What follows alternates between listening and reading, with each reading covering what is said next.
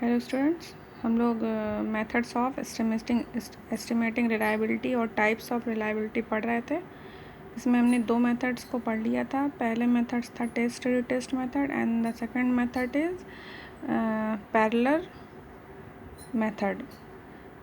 Test retest method में हम एक ही टेस्ट को दो बार एडमिनिस्टर करके उन दोनों के जो मार्क्स आते हैं उसको टेबुलेटेड करके उनके कैलकुलेशन के आधार पर उसका कोरिलेशन फाइंड आउट करके रिलायबिलिटी को एस्टिमेट किया जाता है। और पैरेलल मेथड में एक जैसे दो टेस्ट को एडमिनिस्टर किया जाता है और फिर उनसे जो हमें कैलकुलेशन जो फाइंड आउट होता है उसको कैलकुलेट करके उनके बीच कोरिलेशन फाइंड आउट करके रिलायबिलिटी को मापा जाता है।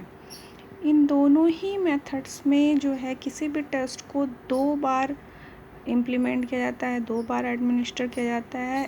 इसीलिए इन दोनों मेथड्स के द्वारा जो है किसी भी टेस्ट की जो एक्सटर्नल कंसिस्टेंसी है, मतलब उसकी जो उसके चरों की जो बाह्य जो संगति है उसको मेज़र किया जाता है, उसको ज्ञात किया जाता है, उसको जाना जाता है।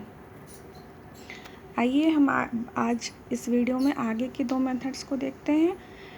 जो हमारे थर्ड मेथड है टू कैलकुलेट और estimate reliability, that is split half method, जिसको कि हिंदी में अर्ध विच्छेदन विधि कहते हैं।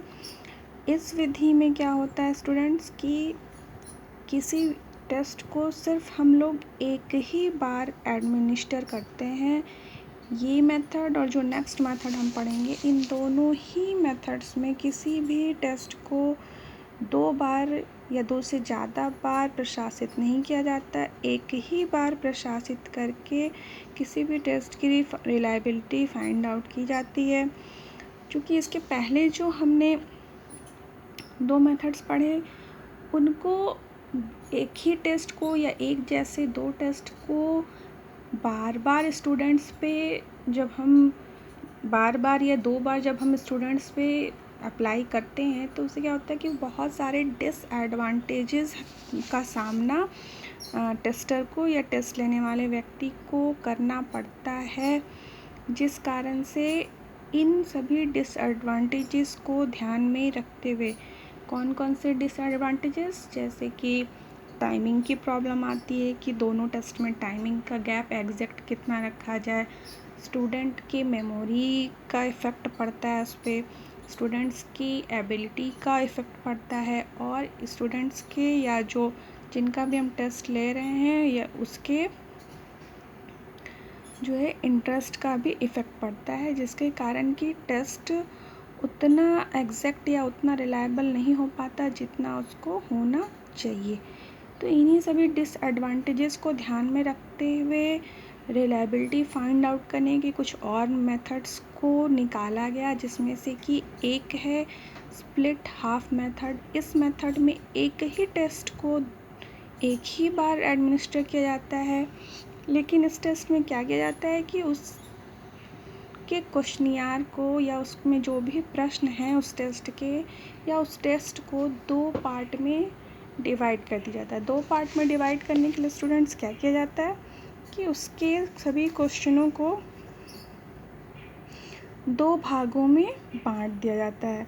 जैसे अगर किसी टेस्ट में 50 क्वेश्चन हैं तो उसको 25-25 क्वेश्चंस के या 25-25 क्वेश्चंस के टू पार्ट्स में डिवाइड करके और फिर उनके बीच में जो है रिलायबिलिटी फाइंड आउट की जाती है। मतलब कि जो शुरू के 25 क्वेश्चंस हैं उनकी रिलायबिलिटी फर्स्ट में हम फाइंड आउट कर लेते हैं, और जो बाद के 25 क्वेश्चन हैं वो उनकी रिलायबिलिटी बाद में सेकेंड टाइम में फाइंड आउट की जाती है। इस मेथड में प्रॉब्लम ये आती है कि एक बार में सिर्फ एक ही आधे ही टेस्ट की रिलायबिलिटी हमें प्राप्त हो पाती है और फिर आधे टेस्ट की रिलायबिलिटी को तो इस टेस्ट में एक स्पेशल जो है फॉर्मूला कि एक बार संपूर्ण टेस्ट की रिलायबिलिटी ज्ञात करने के लिए कूडर रिचर्डसन द्वारा फार्मूला जो दिया गया है K20 KR20 एंड KR21 का फार्मूला है, मतलब KR means Kuder Richardson 20 and Kuder Richardson 21। इस फार्मूले को स्पेशली इस मेथड्स में यूज़ किया जाता है। तो फार्मूले पर या इसके कैलकुलेशन को जानने की हमें कोई विशेष आवश्यकता नहीं है। स्टैटिस्टिक के स्टूडेंट्स इसको कैलकुलेशन भी इसका पढ़ेंगे, बट आपके लिए, चूँकि आप बीएड के स्टूडेंट्स हैं, आपके लिए सिर्फ इस मेथड्स को जानना ही काफ़ी है कि हमें इस मेथड में एग्जैक्टली होता क्या है। उतना ज़्यादा आगे आपको डीपली जानने की ज़रूरत नहीं है अकॉर्डिंग टू योर सिलेबस। ठीक है स्टूडेंट्स, तो आइए देखते हैं। फर्स्ट पॉइंट है, it measures the exact extent to which all parts of test contribute equally to what is being measured। इसमें क्या किया जाता है कि जो टेस्ट के जो प्रश्न हैं या टेस्ट को बराबर के दो भागों में बांट लिया जाता है और फिर उसको आधे टेस्ट के लिए अलग से कैलकुलेशन किया जाता है, आधे टेस्ट के प्रश्नों पे और आधे टेस्ट के प्रश्नों पे अलग से कैलकुलेशन करके जो उन दोनों के बीच प्रत्येक स्टूडेंट्स के जो मार्क्स हैं उनमें कंपेयर करके कोरिलेशन निकाला जाता है। If the correlation is higher, जैसा कि पहले के भी टेस्ट में है कि अगर दोनों टेस्ट के मार्क्स में बहुत ज़्यादा डिफ़र नहीं है तो कोरिलेशन जो है वो हायर आएगा, और अगर दोनों टेस्ट के मार्क्स में बहुत ज़्यादा अंतर है तो कोरिलेशन जो है वो लो आएगा।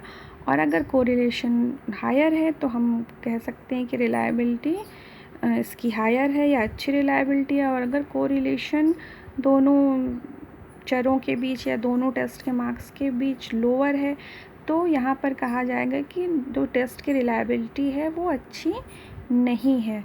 अब यहाँ पे कोरिलेशन वर्ड्स हर एक टेस्ट में आ रहा है, हर एक मेथड में आ रहा है स्टूडेंट्स, तो यहाँ पे हो सकता है कुछ स्टूडेंट्स जो कि स्टैटिस्टिक या इस तरह के मैथमेटिक्स सब्जेक्ट से रिलेटेड के स्टूडेंट नहीं रहे हैं या आर्ट साइड के स्टूडेंट हैं, तो हो सकता है कि उन्हें कोरिलेशन वर्ड्स में थोड़ा सी डिफ़िकल्टी हो।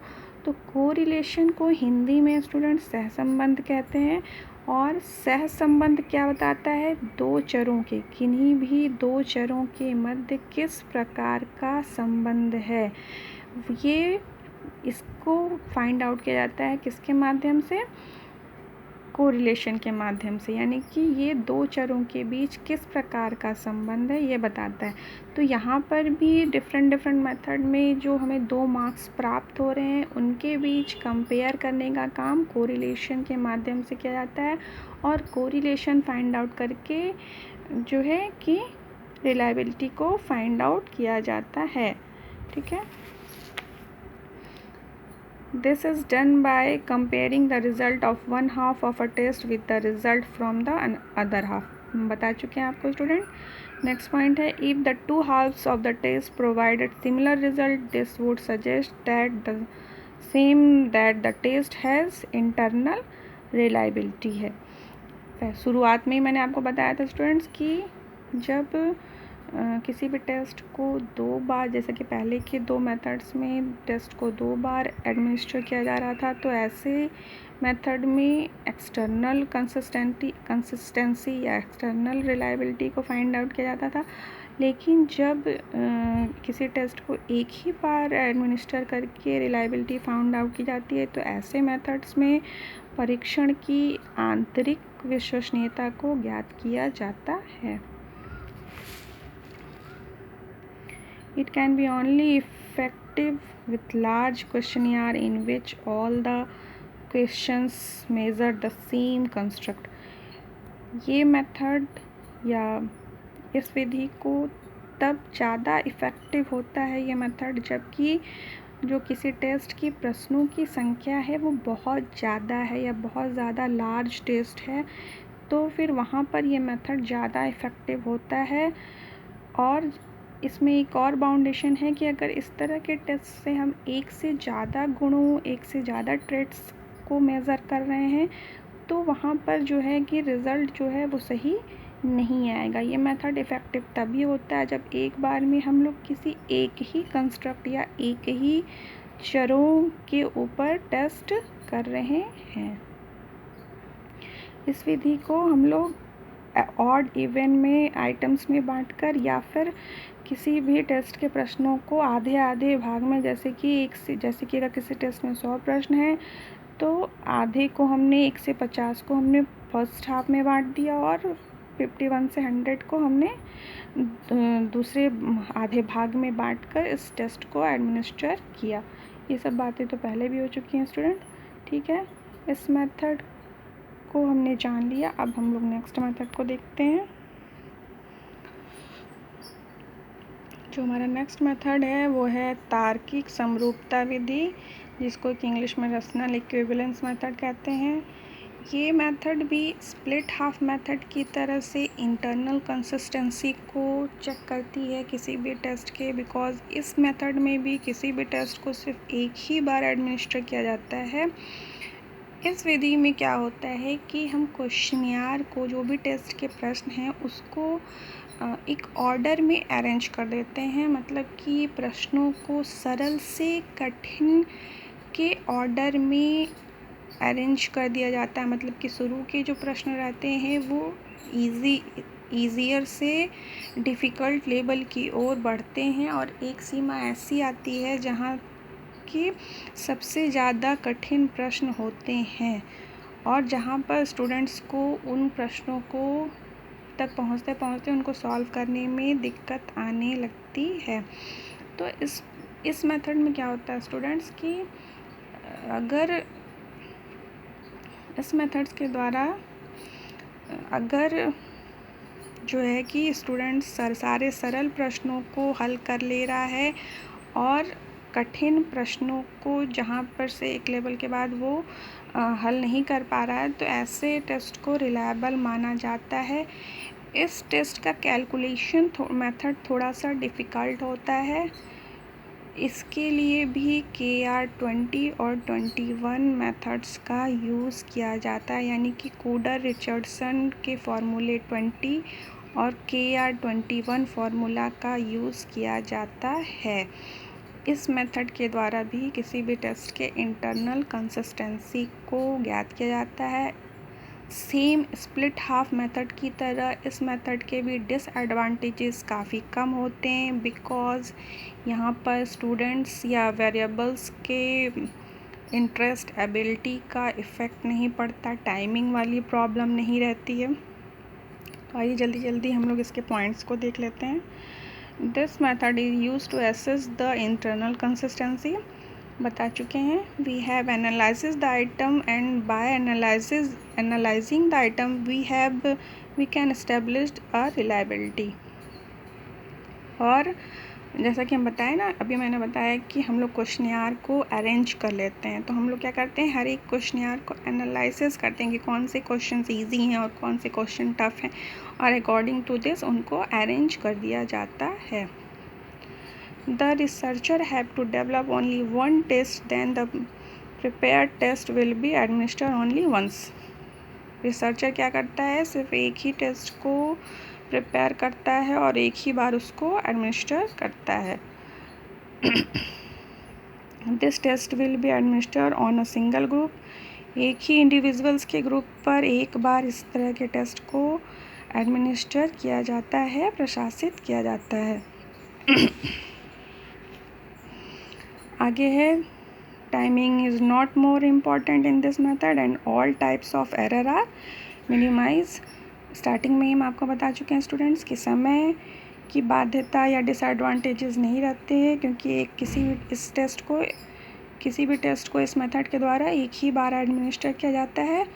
और भी जो एडवांटेजेस शुरुआत के 2 मेथड्स में थे, जिसमें कि एक्सटर्नल कंसिस्टेंसी ज्ञात की जा रही थी, वो सब एरर्स इसमें भी काफ़ी सीमा तक कम रहते हैं। यही कारण है कि स्प्लिट हाफ मेथड और रैशनल इक्विवेलेंस मेथड को ज़्यादा यूज़ किया जाता है किसी भी टेस्ट की रिलायबिलिटी को फाइंड आउट करने के लिए।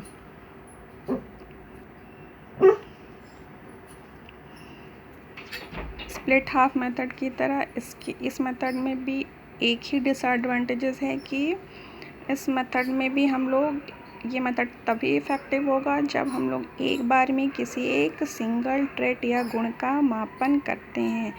अगर एक से ज़्यादा गुणों का एक ही टेस्ट के माध्यम से मेज़र किया जा रहा है तो फिर यहाँ पर जो रिज़ल्ट है या जो रिलायबिलिटी है वो एक्यूरेट नहीं होगी। We will get coefficient of homogeneity by this method, क्योंकि एक बार में एक ही किसी गुण का मापन किया जाता है तो इस प्रकार के टेस्ट में क्या होता है कि सजातीयता पाई जाती है। मतलब कि इस मेथड के द्वारा जो है कि ऐसे टेस्ट का जो कि जिसमें कि होमोजेनियस टाइप के प्रश्न हैं या जो कि होमोजेनियस ट्रेट्स का मापन करते हैं, जिसको कि हम होमोजेनियस ट्रेट या सजातीय परीक्षण कह सकते हैं, की रिलायबिलिटी फाउंड आउट की जाती है। और ये मेथड नहीं सूटेबल है फॉर हेट्रोजीनियस टेस्ट, मतलब कि जिस टेस्ट में एक से ज़्यादा गुणों का मापन हो रहा है और प्रश्न जो हैं उसके वो सजातीय प्रकार के नहीं हैं, तो इस प्रकार के टेस्ट की रिलायबिलिटी इस मेथड के द्वारा मेज़र करने में प्रॉब्लम आ रही है।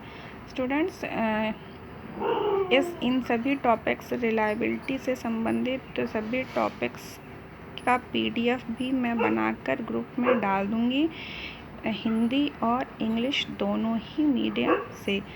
आप लोग इस वीडियो और PDF के माध्यम से अपनी नोट्स कंप्लीट करते जाइए।